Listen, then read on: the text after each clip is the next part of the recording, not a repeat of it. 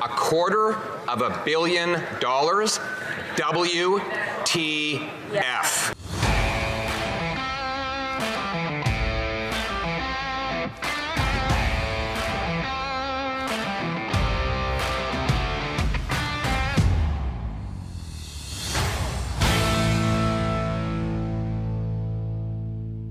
Welcome back to Northern Perspective, everyone. I'm Cypher. And I'm Fox.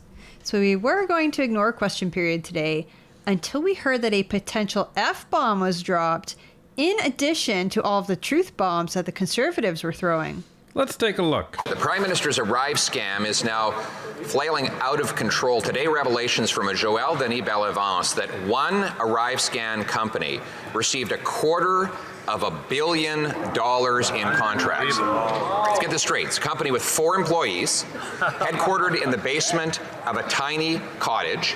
They got IT contracts even though they admit they do no IT work. $250 million.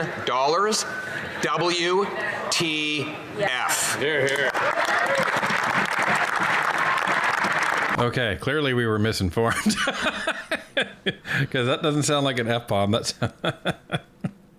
but he did say WTF.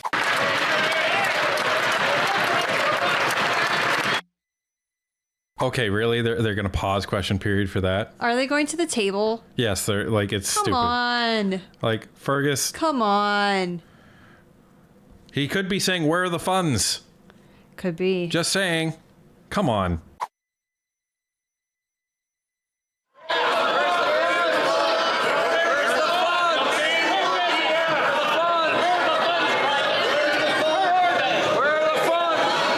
Okay, Cooper was going nuts if you couldn't see him. And that's funny. Like, I have not seen this, and they're all saying, where are the funds?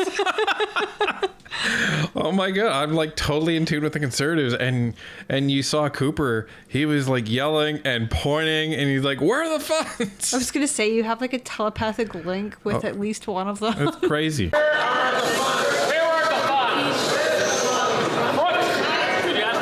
I'm going to ask, we are dangerously close to crossing the line in terms of what is considered parliamentary language. That is an abbreviation which is commonly used with language, which is commonly understood not to be parliamentary. I'm going to. What are you going to do? He's still getting heckled. You can hear the going, where's the funds? What are you going to do, Fergus? Where are the funds? Like, and I'm sorry, didn't the Justice Minister say something incredibly vulgar in response to Pierre a couple questions periods ago? I seem to recall that. Yeah, absolutely he did. So, you know, you didn't really call that out too much.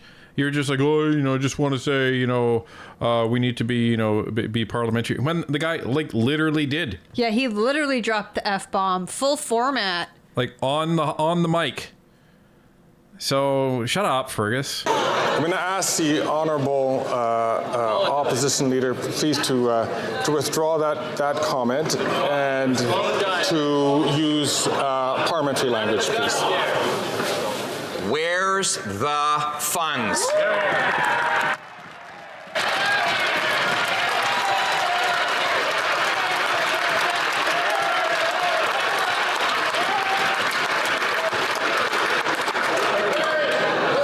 I appreciate that the leader of the opposition had clarified that comment. I'm going to ask all members to not use the acronym, because the acronym in the minds of Canadians clearly would be considered unparliamentary language, and to use the full words. Whether we're, you know, whatever version of that we're using, Fergus, both are accurate. The Right Honourable Prime Minister. Mr. Speaker, during the time of pandemic, the government rightly did everything it could to keep Canadians safe and keep them protected. But of course, even in the most trying times, perhaps especially in the most trying times, all the rules need to be followed. In this case, the Auditor General has highlighted some very concerning questions that need to be answered, and that's why we're expecting and supporting all relevant authorities to follow up on these irregular contracting and this perhaps breaking of the rules. This is an important issue, and that's why we're taking it seriously, Mr. Speaker.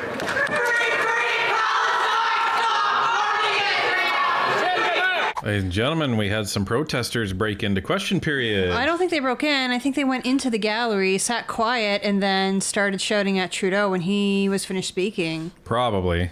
And you are not allowed to speak when you are in the gallery. No, you are not. Like, we wanted to go in with our son, and we weren't sure that he was going to be able to be quiet. Essentially, he's a little kid. He'd get excited. He'd probably start talking about stuff. So we didn't go into the gallery because we were afraid of how he might behave, because you are not permitted to talk. Well, and, you want to protest, fine. But some of these protesters, there was a story that I'd read today. They actually blocked the entrance to a hospital. That's gross. It was down at Mount Sinai in Toronto because, of course, Mount Sinai, it's a Jewish hospital. Right? Like, I'm sorry. I'm not sorry. WTF to these protesters, and I'm not saying we're the funds. Well, there's protesting, and then there's whatever this is. So they're just waiting. I imagine they're having security gather them up and escort them out. Oh, yeah, for sure. There's, what are they, parliamentary officers? Parliament police. Yeah, they're special, I think, RCMP officers that protect Parliament. So everybody's just chilling out while they get these people out of there. Yeah, because you can see right in this shot, there's people in the bottom left. That's the gallery. So yeah, they've cut the mics again because they're still yammering on. But you can see people in the gallery, and they're just kind of sitting there chilling out. You're not permitted electronic devices when you're in the gallery. You're not permitted to have writing implements. The press, I don't believe, sits in the gallery. I think they have their own area that they go. And you can see the photographers down behind the speaker's chair in those entryways. Colleagues, in light of the disruption that we had, we are going to take a 2-minute break to allow things to calm down, and then we will come back for the questions and answers. Well, lucky for you, you don't have to sit through the 2 minutes. So we have skipped that little disruption, and on we go. So let's recap. A company that had never before received contracts from the federal government started getting an avalanche of contracts just 3 weeks after this prime minister took office. The company, in fact, got $250 million for IT, even though it admits it doesn't do IT. It has 4 employees and has a headquarters in the basement of a cottage. Can the Prime Minister explain why this suspicious company started getting these contracts exactly 21 days after he took office? The Right Honourable Prime Minister. It's obviously an unacceptable situation, which is why the relevant authorities are fully investigating exactly what went on here, particularly highlighted by the Auditor General's recent report. This is an issue we need to continue to understand and make sure that the rules are being followed, make sure that our procurement practices across government are respectful of taxpayer money. The Honourable Really? You have to have your people tell you, good job. Good job. Like, come on. Come on. And the company they're talking about, ladies and gentlemen, is none other than GC Strategies. Just so we're clear on this. And it's $258 million since 2015. We actually dropped a video that we provided to our members a couple of months ago. And this was a collaboration with Vesper Digital Designs. And we went through and pulled all of the contracts for this company, Veritac. And Veritac is essentially the grandfather of GC Strategies. They've been around for a while, and this is the company where all of the guys at Dalian and GC Strategies, that's where they all met. And Christian Firth, while he was at Veritac, that's where he met Cameron McDonald back in 2009. So that company has a bit of a nexus here. So Christian Firth kind of learned how lucrative that government contracts could be at Veritac, and then obviously worked something out with Cameron McDonald. Started out on his own in late 2015 with a couple of other guys, and then all of a sudden they start getting rich. Leader of the opposition. More proof the Prime Minister is not worth the cost or the corruption. After 8 years of doubling housing costs, quadrupling the carbon tax, sending 2 million people to food banks, he somehow found $250 million for this one company, which boasts on its website that it is now Ottawa's fastest growing company. No doubt about that when they're having their faces stuffed with tax dollars by this Prime Minister. Why is it that when Canadians are starving in food bank lines, the Prime Minister finds $250 million for his friends? The Right Honourable Prime Minister. Conservatives are going to be riding this one right to the bank, folks. This is I think what they're pinning the fall of the government on. It just feels like everything is coming to a nexus point with ArriveCan. Obviously, the relevant authorities need to follow up on this and get to the bottom of exactly how this unacceptable situation happened. In the meantime, on this side of the House, we're going to continue to focus on making life more affordable for Canadians. For example, attracting thousands of healthcare workers by increasing by 50% student loan forgiveness for rural doctors and nurses, by fast-tracking the construction of more than 51,000 homes, by finalizing the housing accelerator agreements with over 60 small and rural communities. While the Conservative Party continues to block these initiatives, we're going to continue to step up for Canadians. Here. The Honourable Member for Belleuil-Chambly. It's important that all Quebecers and Canadians should know that the government has an unfortunate habit of finding scapegoats for the mistakes they've made over the past 8 years. My first question is quite straightforward. Who is responsible? Whose fault is ArriveCan? That's so significant. Wow. The Bloc is not sticking up for them at all. They're not on side. This is so significant. I haven't heard Yves Blanchette talk about ArriveCan before this. And yeah. Ladies and gentlemen, the opposition parties are lining up. And what happens in a minority government when the opposition parties line up? Yeah. Doesn't go well for the governing party. And I think there's blood in the water. I think everybody smells it. And they are all lining up for this. And the press is just feeding this now. The press smells blood in the water. Because there, as I mentioned the other day, there was an article in the National Post that was saying, is this, the story that is going to pull down this government? Because nothing is going well. There has been no positive stories about this government at all. The only thing that they've been able to try to do is these stupid photo ops for this fake housing accelerator. Well, and even these quote unquote programs that they've been implementing, they've been like a complete bust. Look at this housing accelerator fund. What's happening with this money? Nobody knows. Look at the $10 a day daycare. Collapsing. It's literally shutting down small businesses. Look at this quote unquote carbon tax rebate program. They're having to rebrand it because people are saying they're not getting it. But the bigger problem is that Canadians are paying more in carbon tax than they're getting back.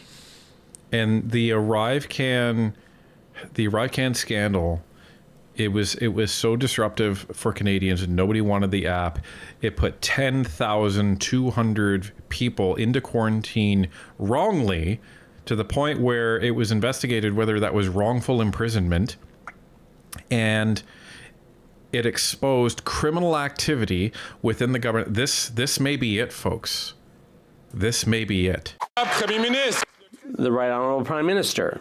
Mr. Speaker, while the pandemic was raging, as a government, we tried to find various ways, every way possible, to protect Canadians' health and safety. But even in times as difficult as that, we have clear rules that have to be followed around contracting and procurement.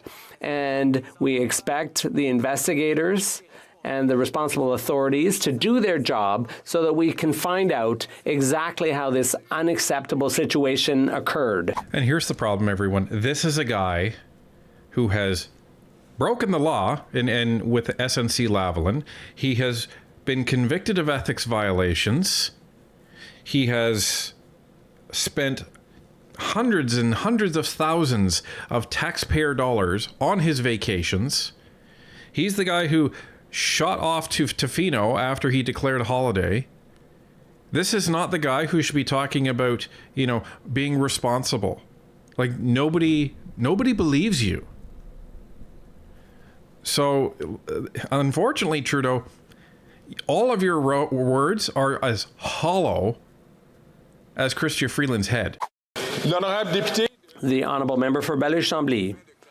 For clarity, I think we can assume from now on that the person responsible for everything and all the corrective measures that will be needed is the Prime Minister of Canada. What has he put in place in terms of an investigation? For example, are contracts going to be suspended to this company starting back in November? Will they get any more contracts with the government? They were getting contracts before. So what kind of investigation is going to be conducted, and who's going to conduct it, and how long, what's the time frame? There it is, folks. But listen to what he just said. Does that sound like a man, a leader of a party, who's going to be supporting the Liberals come budget time? You cannot blame the Prime Minister in question period, essentially in public like that, and then turn around and support him in a confidence vote. Well, and the question you have to ask is why, right? Why is the Bloc doing this? And here's the simple answer. When politicians say they don't watch the polls, all of them are lying. They are lying through their teeth. So the polls that they're watching is the Conservatives that have shot up the polls steadily. It wasn't like a rocket. It was just steady from the spring over the summer into the fall. And what were they focusing on? Affordability. So the Bloc saw this. The NDP saw this. So why are they jumping on board to this? Because they see that the ArriveCan scandal is directly linked to affordability. And that's what pisses Canadians off. And they see that Canadians are paying real close attention to this. So when a story breaks about $258 million being allocated to this company that has openly admitted in committee to criminal activity, do they want to be on the side of the Conservatives of affordability and criticizing this? Or do they want to be on the side of the Liberals defending this? And the answer is in the polls. The Liberals continue to go down and the Conservatives continue to go up. Well, because the Liberals continue to defend the indefensible. And you don't jump on a sinking ship to try to keep it afloat. Because what's going to happen? You are going to go down with that ship. So this is why we've been saying the Bloc is not going to do that. It is far too close. You're on the back half of a minority government. 2.3 years is how long minority governments last. So there's no way that the Bloc are going to start voting with the Liberals on confidence votes. Not if they don't want to see their numbers start to plummet at the same time.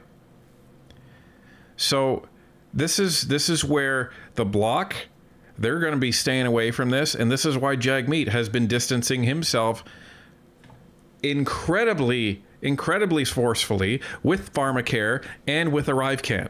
Well, the argument might be, though, that Jagmeet is kind of waffling and he's not really saying anything too concrete. Why do you think that might be?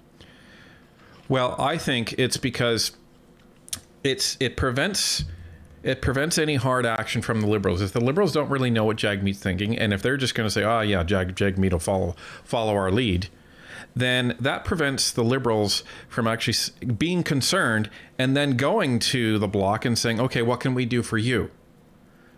So, even though we don't think the Bloc has any interest in this, if you catch the Liberals off guard on this, and all of a sudden a confidence vote happens, there's nothing they can do. Right? There is nothing they can do. So Jagmeet is just being Jagmeet, but he's trying to distance himself and the party. The party's distancing itself in committee. So I think this is just putting Trudeau in a position where he can't really do anything. And the Bloc has already come out and criticized it and said, no, this is bullshit. So now the Bloc can't turn around and say, yeah, but we vote with the Liberals, no problem. That's going to be very problematic if they do that now.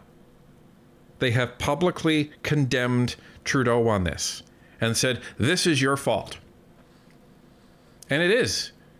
It's not directly his fault. It's indirectly his fault. But he's still responsible as the prime minister of the governing party. Right. And that's why he's indirectly at fault. The buck stops with him. He is accountable. It's different than being responsible. The minister, you could argue, is responsible for this mess, but Trudeau's accountable. It's like this. If you're in a store with your small child and the small child breaks something, well, it's the child's fault for breaking it, but you're the one who's accountable because you weren't watching him. There you go. So this is getting interesting very, very quickly. And this might be it. This might be it, folks. Mr. Speaker, once we began to see that there were some irregularities or some rules that weren't followed by the public service, internal processes within the public service were triggered. And at the same time, we know that other authorities, including the police, have gotten involved, and we expect all that work to be done to ensure that all the rules were followed, and if not, that there are consequences as appropriate. So we learned that the ArriveCan scandal goes even deeper. The Liberals gave $250 million to GC Strategies. Let's talk about what that $60 million for ArriveCan could have bought. 125 affordable homes. 800 nurses hired. Instead, this Prime Minister spent this money on an app that doesn't work and no one uses. How does the Prime Minister look Canadians in the eyes with all this waste? The Right Honourable Prime Minister. If you're the Prime Minister and you have all three parties coming at you on the same issue, and it's a big issue, you better get nervous. Oh, I imagine he is petrified. I think he thinks. Sorry, folks. Like, this is an opportune time for this government. Now, people will say, well, the NDP don't have the money. Well, the NDP never have the money. Okay? The NDP never have the money for this. But again, remember April 22nd. If April 22nd wasn't there, maybe they could get through this. Yeah. Maybe it would be like an SNC-Lavalin, but there's a sense of urgency there. Everything gets worse for the NDP and the Liberals past April 22nd. And the worse that things get for the Liberals as well, the worse things will get for any party that's supporting them.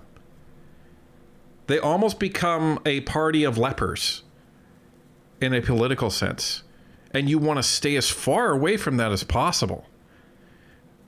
Because all that is just being ejected out of this party is scandal after scandal after scandal and corruption and now criminal activity. You don't want to be near that.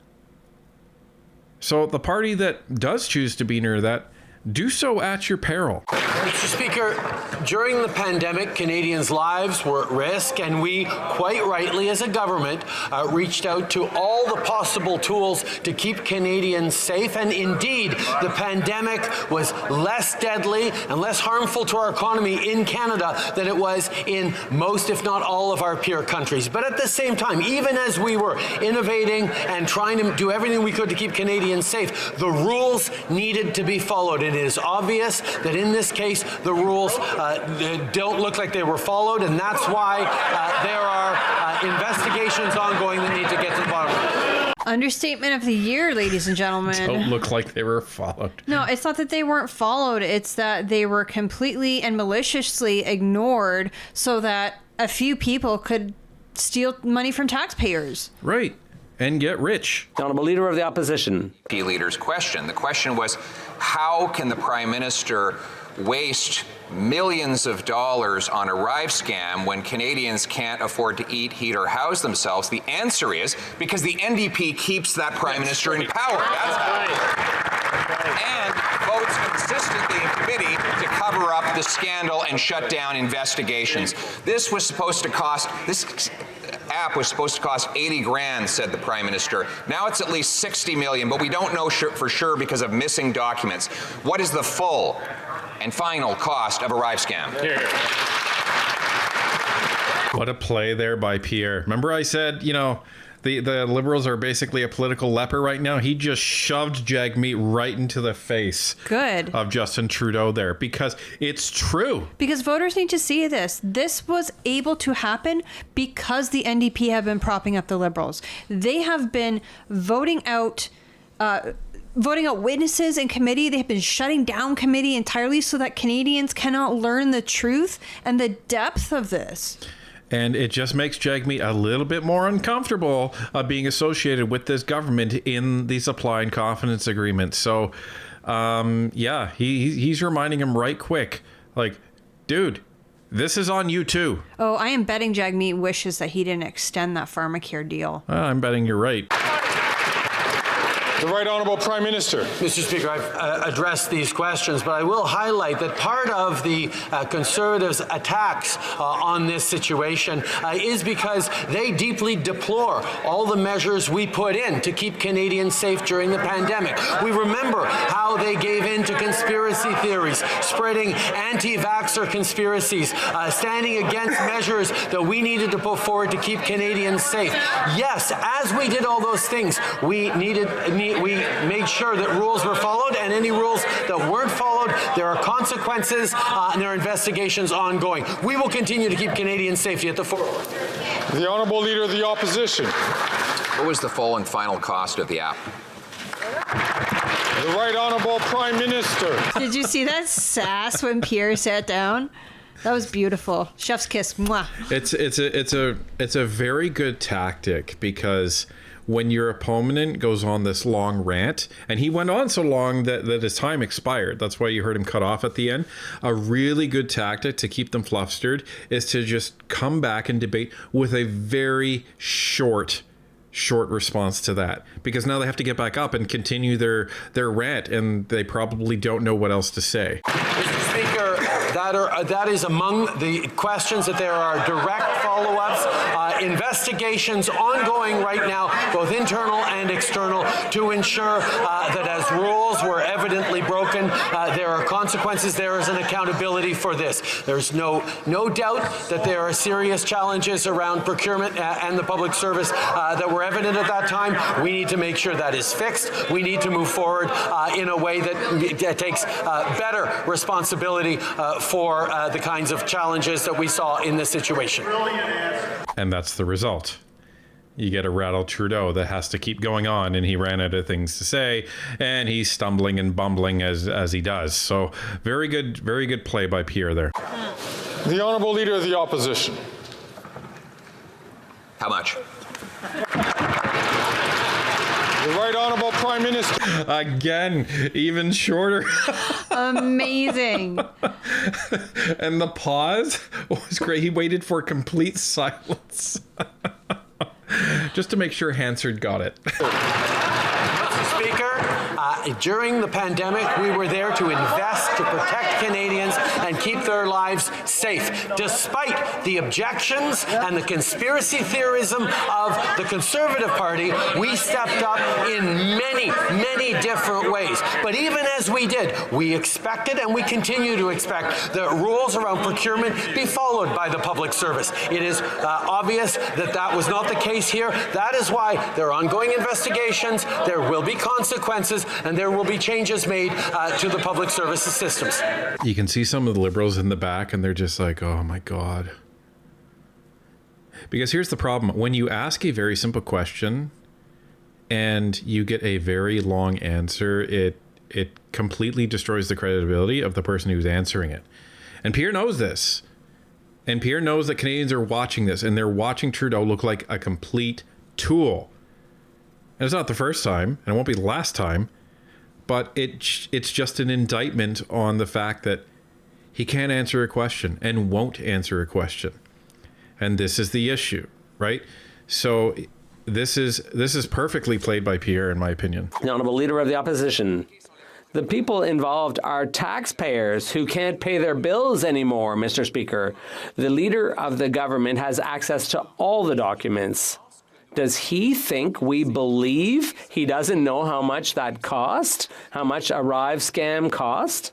He doesn't know how much his own app costs. He has the power to call for any document he wants from the government. So either he's covering it up, he's incompetent, or worse. Which is it?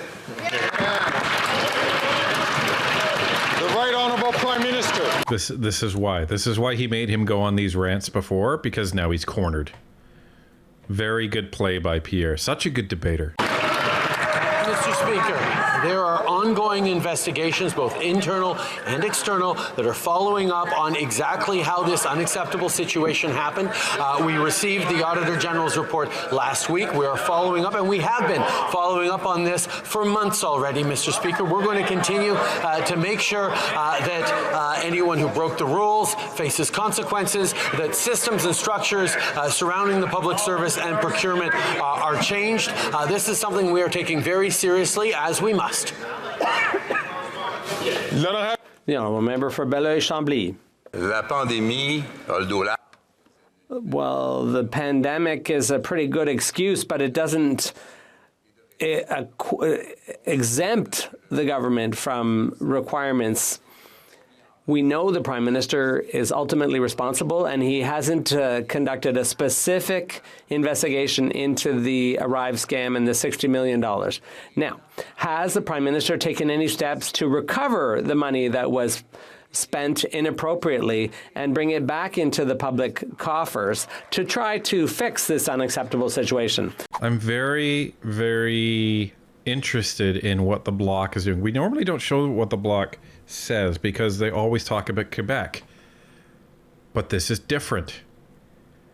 So, like, you may hear the Bloc talk about one thing that the Conservatives and the NDP are talking about, and then they'll just focus on the issues on Quebec, right? Because that's where their voters are, and that's their job, right? That's what they were elected for. They're not nationalists, right? So they're usually talking about immigration or the money that is owed to Quebec or anything like that. Environment, etc. But they've had 3 questions so far. All 3 have been on ArriveCan. That is very significant, folks. So that means they know it is in their best interest to align with the NDP and the Conservatives and go at them on this. So this is very significant what all of the opposition parties are doing right now, because it hasn't happened. Right Honourable Prime Minister. Mr. Speaker, in answering a previous question, I explained that processes were triggered months ago in connection with these contracts where the rules weren't followed or the processes weren't followed properly. So this has been underway for a number of months. We are making sure that despite the fact that there was a pandemic and we had to act quickly, that does not excuse the fact that contracts were awarded improperly. and breaking the rules, and that is why there is an investigation and why there will be consequences. The Honourable Member for Belleuil-Chambly. The Prime Minister admits in a roundabout kind of way that there was misuse of public money by CBSA.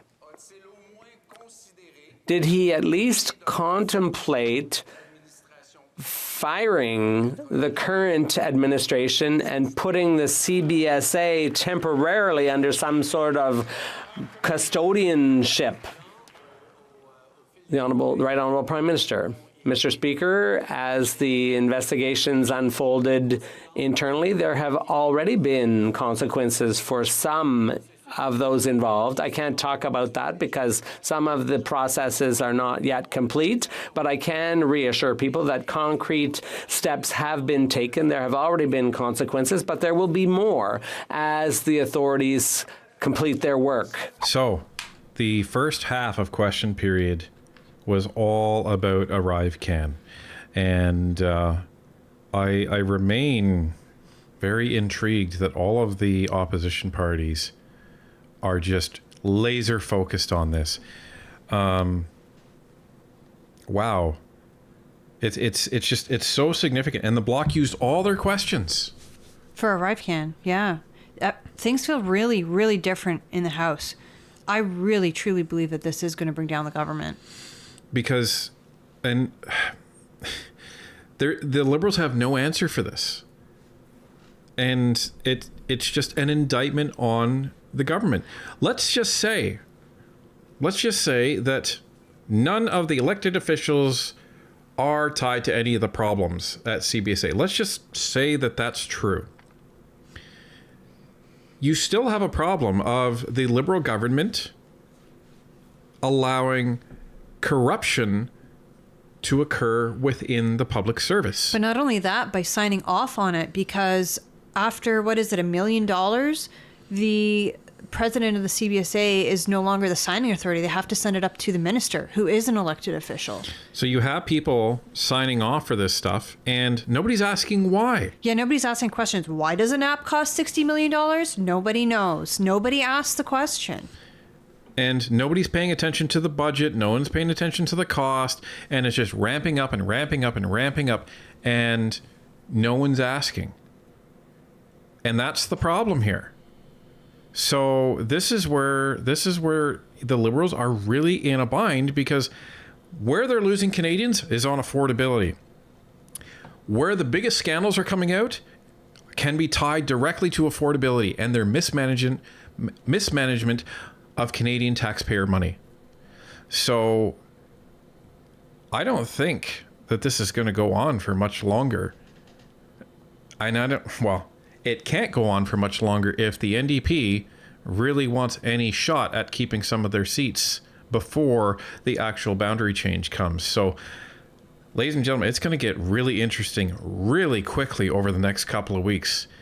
But we'll be here to cover it all and give you our take on this to hopefully call an end to this Trudeau government.